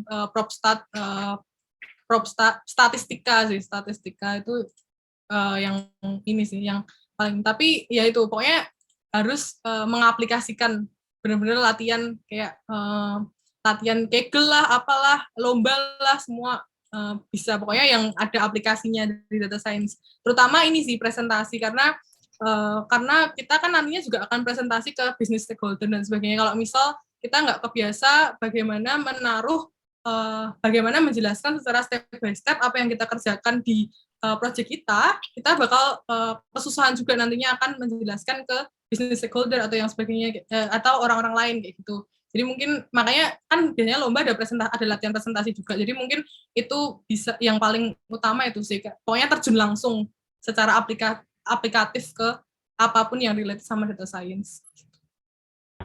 Ya, oke, semoga menjawab ya. Jadi tadi kalau terkait dengan belajar, mulailah dengan belajar probabilistik ya. Di dalam statistik itu kalau misal masih menjadi mahasiswa itu ilmu itu yang perlu teman-teman tekuni dan pelajari. Kemudian selain itu untuk menekuni ya, untuk benar-benar tekun ya, itu terkait ini ya, apa itu namanya, jadi kalau misalnya ada aktivitas lomba, nah itu benar-benar digeber nih, teman-teman mahasiswa harus banyak mengikuti itu supaya lebih ekspertis lagi ya di bidang itu. Oke. Sama ini paling internship ya, jangan lupa. Maksudnya internship.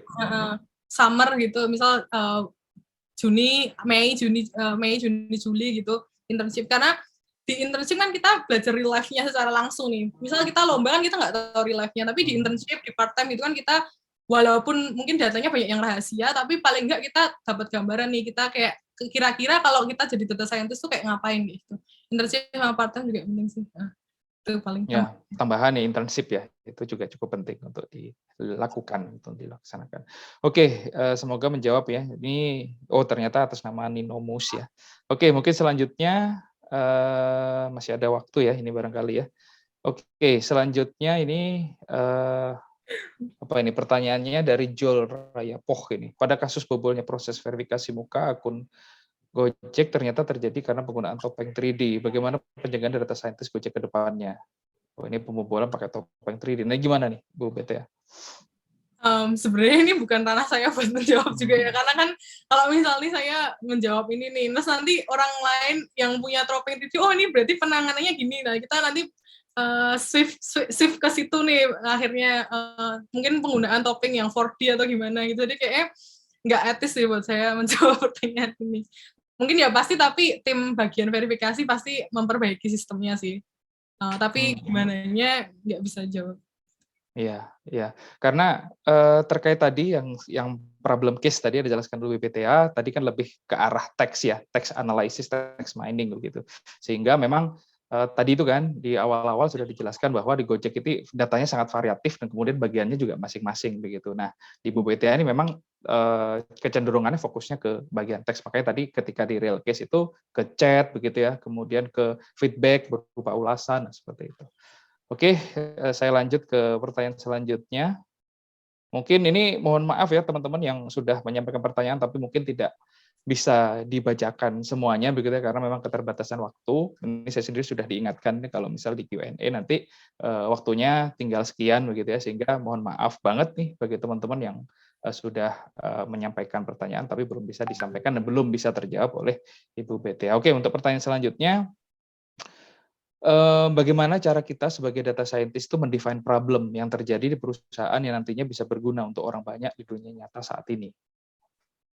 Enggak. Cara mendefine problem ya. Sebenarnya lebih mungkin berarti kan lebih ke business understanding tadi ya. Jadi kayak kita kalau misal mau define problem, kita harus tahu dong domain knowledge-nya kayak gimana. Domain knowledge itu yang dimaksud kayak misal problem kita tentang tentang order GoFood kayak gitu ya, kita harus tahu emang order GoFood tuh runtutannya tuh kayak gimana sih. Oh berarti dari customer pilih merchant terus kita bikin generate order dan sebagainya kan, kita harus tahu domain knowledge-nya. Jadi kayak apa-apa aja yang sebenarnya state apa nih yang ada di sini ya. Jadi kayak yang pertama harus tahu itunya sih, kayak domain knowledge-nya. Jadi kayak benar-benar cara kerjanya itu kayak gimana. Terus yang kedua adalah kita harus tahu apa yang mau kita improve dari situ kayak gitu. Karena kan kalau sebenarnya adanya problem tuh karena kita ada suatu masalah yang pengen kita improve kan kayak gitu. Jadi ya habis itu tahu apa yang kita mau perbaiki dari situ. Nah dari situ baru nanti kita lanjutkan ke bagian datanya kayak gitu. Jadi domain knowledge-nya dulu ya yang perlu dilihat dan perlu diketahui terlebih dahulu. Oke. Semoga bisa menjawab ya, ini atas nama Fakhri. Kemudian ini seperti masih ada ya, mungkin sekitar 2 pertanyaan lagi ya, Bu BTA ya, karena waktu juga yang membatasi. Kemudian pertanyaan selanjutnya, nah ini sudah disampaikan, mungkin agak keluar dari topik. Nah ini monggo nanti bisa dijawab ya, untuk dijawab atau tidak oleh Bu BTA. Ingin bertanya soal bagaimana nih Gojek memaintenance aplikasinya tanpa mematikan servis-servis yang sedang berjalan. Nah, jadi mungkin pertanyaan ini timbul karena mungkin kalau kita di kuliah kita ngerjain project, ya udah kan satu project itu jadi satu kayak gitu. Kalau udah ke level aplikasi yang sebesar Gojek, kita nggak satu aplikasi jadi satu, semua codingnya jadi satu gitu nggak. Jadi kayak itu kan itu kalau nggak salah monolit ya namanya. Nah itu kita tuh kayak ada berbagai pot gitu istilahnya, kayak berbagai service, ada berbagai kayak penanggung jawab masing-masing kayak gitu. Jadi kalau misalnya kita mau maintenance di bagian A, ya udah nanti A doang yang mati, nggak semuanya mati, karena kan ya itu tadi kita nggak yang monolit cuma jadi satu, kayak misalnya kita ngerjain project aplikasi di kuliah ya. Jadi kalau misal udah sebesar itu biasanya kayak udah sendiri-sendiri gitu sih. Jadi kalau misal saya mau deploy model saya, kan berarti kan yang model sebelumnya harus dimatiin dulu. Nah itu kayak gitu juga kan bagian model saya doang yang mati ya. Jadi bayangannya mungkin jangan membayangkan aplikasi itu kayak cuma satu besar. Nah ya itu ada yang itu. Jadi kayak nggak jangan membayangkan aplikasi cuma kayak satu monolit besar kode gitu. Jadi itu lebih ke kayak ada bagian masing-masing kayak gitu sih. Mungkin ini ya kayak belum terbayang karena masih kuliah juga ya, jadi awalnya dulu juga saya nggak paham sih, tapi ternyata gitu, jadi kayak emang ada bagian-bagiannya masing-masing. Jadi kalau misal ada suatu maintenance itu nggak semua services ya langsung dimatikan sekaligus, tapi ada bagian-bagiannya. Oke, baik. Selanjutnya pertanyaan nih dari atas nama Mupet ya. Nah ini menurut Bu BTA nih dalam mengolah data menjadi suatu produk ya, apakah pernah nih menemui data yang abstrak dan benar-benar sulit diolah gitu? Nah itu datanya seperti apa? Misal ada yang seperti itu? Belum pernah sih, soalnya sebenarnya semua data tuh bisa aja diolah, kayak misal kayak seabstrak apa misal kayak seabstrak teks atau video TikTok gitu, atau video apapun di sosmed gitu, atau gambar atau teks, semuanya tuh bisa ada ininya sih, ada framework buat ngolahnya sih, kayak misal kita ada embeddingnya, ada convertnya. Jadi kayak misal kita gambar kan pasti ada angka-angkanya di balik gambar itu, kayak gitu pasti ada sih. Jadi malah data abstrak data yang sulit diolah tuh biasanya malah yang kayak numerik gitu sih. Karena kan kayak kita biasanya kalau misal datanya cuma gitu-gitu doang tanpa di engineering dan sebagainya kan kayak nggak akan bagus kan. Biasanya malah bukan yang abstrak sih yang susah, malah yang nggak abstrak yang susah. Yang abstrak malah biasanya nggak sulit untuk diolah, karena biasanya ya karena kan itu kayak udah gambar terus kayak udah jelas gitu kan, kayak oh ya udah gambar teks ya pasti artinya itu. Jadi kayak kalau abstrak malah sebenarnya nggak terlalu sulit diolah. Yang lebih menurut saya sih yang lebih sulit diolah yang nggak abstrak, kayak karena kita harus melakukan suatu engineering di situ untuk membuat dia sesuai dengan apa yang kita butuhkan. Misal kayak yang tadi contoh ke taman tadi itu, ke taman kan kita harus ngolah dari tanggal jadi misal weekday apa weekend atau summer atau winter kayak gitu kan, sebenarnya kayak butuh kreativitas ya. Itu sebenarnya yang lebih susah mah di situ sih daripada kita ngolah data abstrak kayak teks atau image kayak gitu. Baik ya. Jadi berarti pada intinya itu semua data itu bisa diolah ya Bu BTA ya. Jadi meskipun datanya itu bukan berupa teks tadi ya, tapi kalau misalnya berupa image itu pun juga bisa diolah untuk menjadi suatu informasi. Oke. Wah ini waktunya mungkin ya udah saya mungkin tambahin satu pertanyaan dulu deh sebagai bonus ya. Nggak apa-apa ya Bu BTA ya, satu pertanyaan ya. Oke, nah ini satu pertanyaan terakhir nih dari atas nama Neta Aulia. Ini izin bertanya, apakah yang menjadi rintangan atau hambatan terbesar nih menjadi seorang data scientist gitu ketika dalam tahap modeling data? Biasanya rintangan nomor satu adalah kita nggak tahu model apa aja yang bisa kita gunakan di situ, karena ya kalau kita nggak tahu kan kita ya kayak misal kita nggak tahu kalau ada angka ya kita nggak pernah tahu kan kalau ada angka, maksudnya jadi kayak istilahnya kalau misal kita nggak tahu ada model itu ya kita nggak bisa gunain model itu kan istilahnya.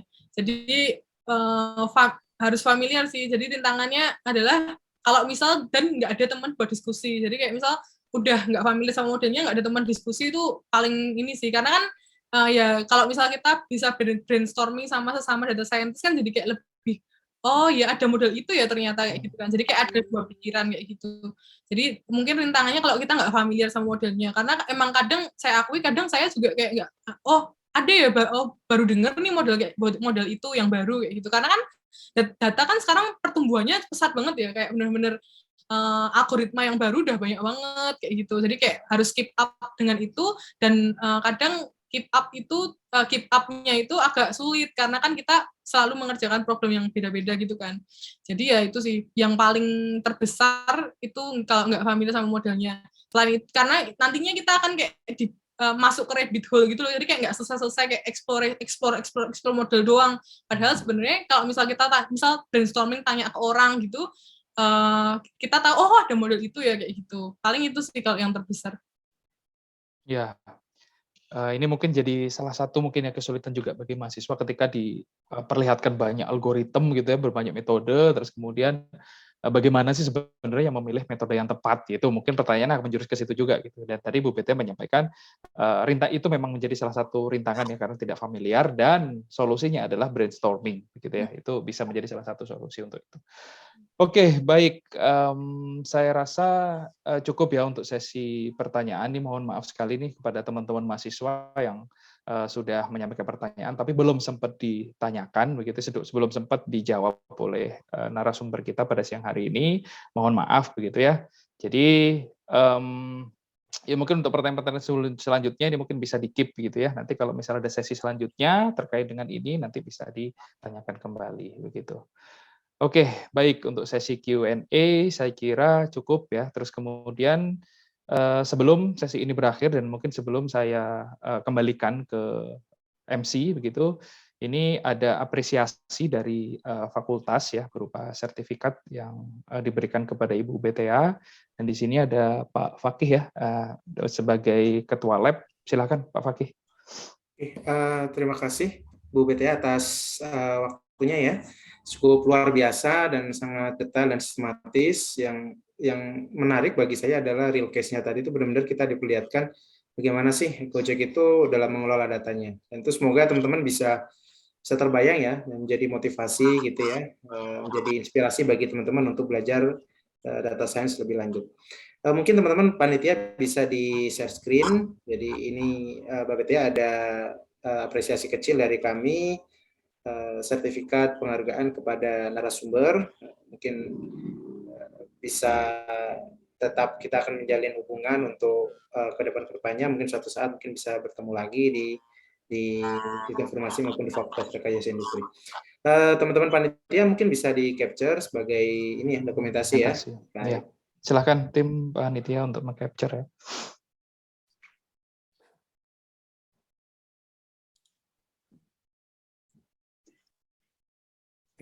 Oke, sudah.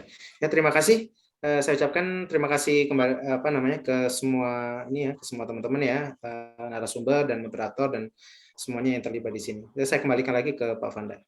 Baik, terima kasih Pak Fakih atas penyampaian apresiasinya dan nah ini sebelum saya sampaikan atau saya kembalikan ke MC ini saya lupa nih ya. Tadi kan di awal-awal saya sudah singgung bahwa nantinya akan ada pertanyaan terbaik begitu ya. Dan ini mohon kesediaan nih kepada Bu BTA untuk memilih gitu ya. Jadi ini sudah disaring gitu ya, yang terbaik dari yang terbaik gitu. Jadi nggak ada pertanyaan yang nggak terbaik, semuanya terbaik begitu ya. Jadi ini nanti tim panitia akan menampilkan beberapa pertanyaan yang yang sudah masuk nominasi ya istilahnya seperti itu. Nanti mohon bantuan nih untuk Bu BTA untuk memilih kira-kira yang menjadi pertanyaan terbaik nanti yang mana saja begitu. Silahkan panitia. Bisa diperbesar kali ya.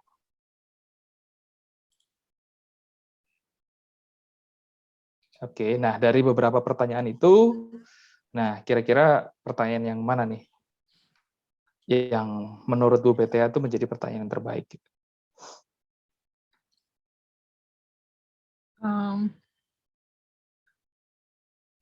Boleh coba ke bawah nggak? Termasuk tadi yang open mic sudah dimasukkan juga ya, panitia ya. Tadi saya sudah minta untuk dituliskan juga.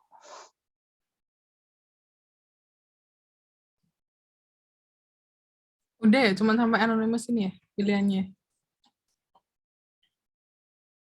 Gimana Pak? Iya berarti. Oke. Oh, mungkin yang ini sih, yang Nisrina ini. Yang Nisrina, faktor-faktor utama, oke baik itu. Tolong di-lock dan dicatat ya untuk tim panitia. Terus yang atas juga.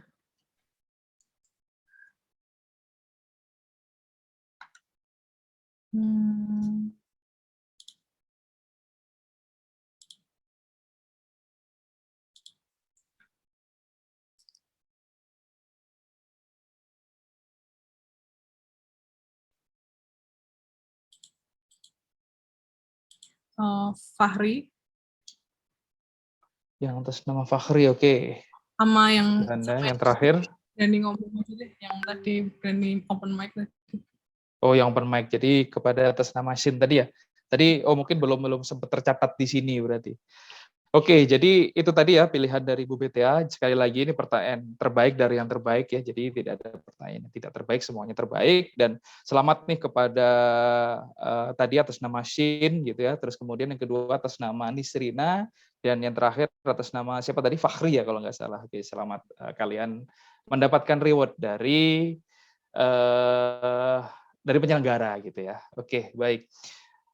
Oke, jadi tadi Q&A sudah selesai, kemudian penyampaian apresiasi dari Pak Fakih mengenai sertifikat reward BPT juga sudah selesai, dan juga untuk proses pemilihan pertanyaan terbaik juga sudah selesai begitu ya. Sekali lagi saya atas nama moderator ya, dan mungkin juga mewakili dari mungkin pada saat penyampaian itu saya memohon maaf begitu ya, dan sekali lagi saya mengucapkan terima kasih ke Bu BT atas waktu dan berkenan hadir dan juga menyampaikan materinya pada siang hari ini. Baik, terima kasih sekali lagi dan saya kembalikan ke MC. Baik, terima kasih banyak untuk Pak Vanda dan juga ke Kak BT ya atas pemaparan materi tentang Gojek yang luar biasa banget ya teman-teman. Kita dapat insight yang sangat luar biasa ya yang teman-teman dapetin dari company visit ini gitu. Nah, selanjutnya teman-teman mungkin nanti bisa isi feedback yang akan diberikan di kolom chat. Nah, feedback ini nanti sebagai data untuk sertif teman-teman. Selain itu juga untuk kami panitia dapat improve aja ke depannya agar lebih baik lagi. Mungkin untuk panitia bisa di-share ya untuk feedbacknya. Nah, udah ada di kolom chat ya, teman-teman bisa dilihat, teman-teman bisa isi feedback ini. Semoga untuk kedepannya kegiatan bisa lebih baik lagi ya dengan feedback yang diberikan teman-teman gitu. Gak kerasa kita udah di penghujung acara company visit Lab EDE kali ini. Teman-teman jangan beranjak dulu atau lift. Kita akan ada sesi dokumentasi nih, foto bareng. Nah, jadi buat teman-teman yang belum on cam, yuk on cam dulu. Yang belum on cam silakan untuk on cam ya teman-teman. Boleh banget ya VB-nya dipakai karena kita bakal dokumentasi nih foto-foto bareng. Yuk yang belum on cam bisa untuk on cam ya teman-teman. Mungkin langsung saja dipersilakan untuk tim sosmed untuk memandu sesi dokumentasi.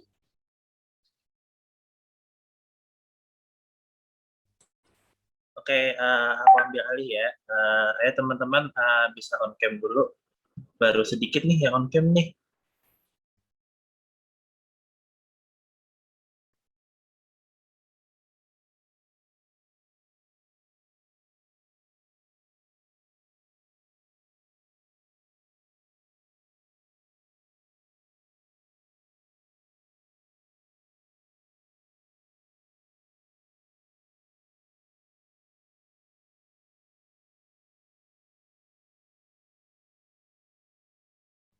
Baik, gimana? Bisa langsung dikasih aba-aba mungkin? Kita gaya dulu gitu biar asik ya kan?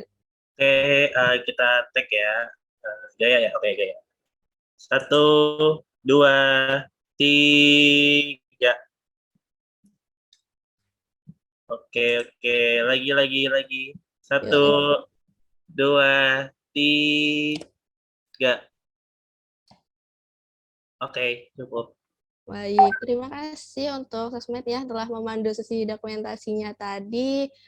Oke, karena kita udah di akhir acara, saya mengucapkan terima kasih buat teman-teman yang udah hadir nih di company visit LPDE, buat pembicara kita yang luar biasa Kak Betea, juga Pak Fanda dan juga Pak Fakih yang telah hadir di kegiatan pada siang hari ini. Saya mewakili teman-teman panitia, mohon maaf apabila terdapat kesalahan ataupun kekurangan dalam penyelenggaraan acara ini, serta saya pribadi sebagai MC, apabila ada tutur kata yang tidak berkenan, mohon dimaafkan. Mungkin dengan ini maka berakhirlah juga acara pada siang hari ini.